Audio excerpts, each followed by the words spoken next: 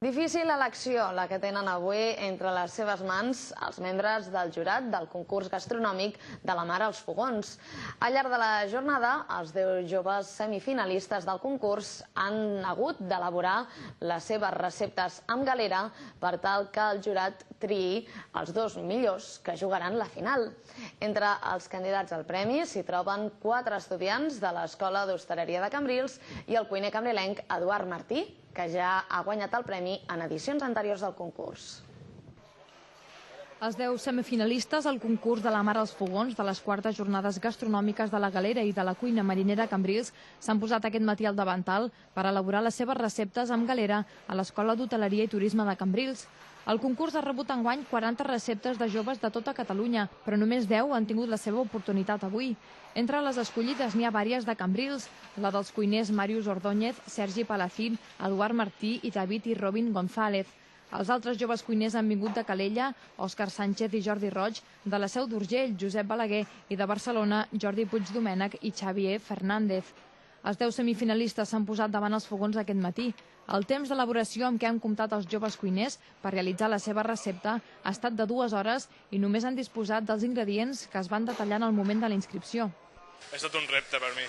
I, ara que he pogut passar el plat, perquè l'any passat no vaig poder, ja estic content ja.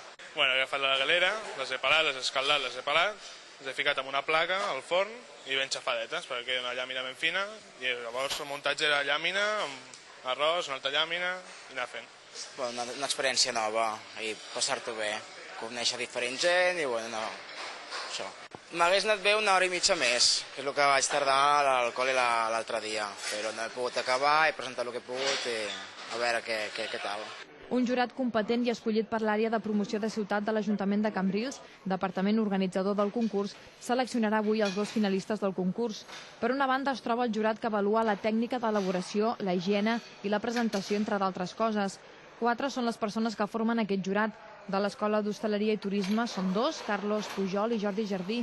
Els altres 2 són els coneguts restauradors de Cambrils, Manel Morell i Joan Bosch. Veig que porten uns plats molt preparats, molt estudiats, des de ja fa temps. O sigui que no és una cosa provisional, no, sinó que porten uns plats molt ben preparats, amb molta tècnica, amb molta llampiesa, perquè això era una cosa que es netejava, la higiene sobretot, se'ls hi puntuava molt. Aquest any ho han notat que se'ls puntuava. Deixen les coses molt ben preparades i molt net.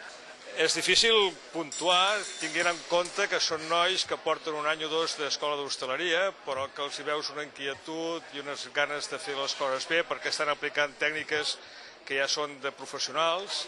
Per tant, jo diria que el nivell és alt i que el concurs dona la talla. La nota d'aquest jurat compta amb un 60%. La resta és el que avalua el jurat que tasta el plat i avalua el seu gust. Un jurat format per Patrici Ferrer, de la Confraria de Pescadors, Alexis Domènech, del Consell Consultiu de la Pesca, Anton Torres, de la Cooperativa Agrícola, Oliver Klein, regidor de Promoció de Ciutat i Relacions Cíviques de l'Ajuntament de Cambrils, el director de l'Escola d'Hoteleria i Turisme, Lluís Vilà, i Vicky Ortega, presidenta de l'Associació Dones Amunt. El guanyador definitiu del concurs de la Mar als Fogons es coneixerà a la gala de cloenda de les jornades aquest diumenge a la nit.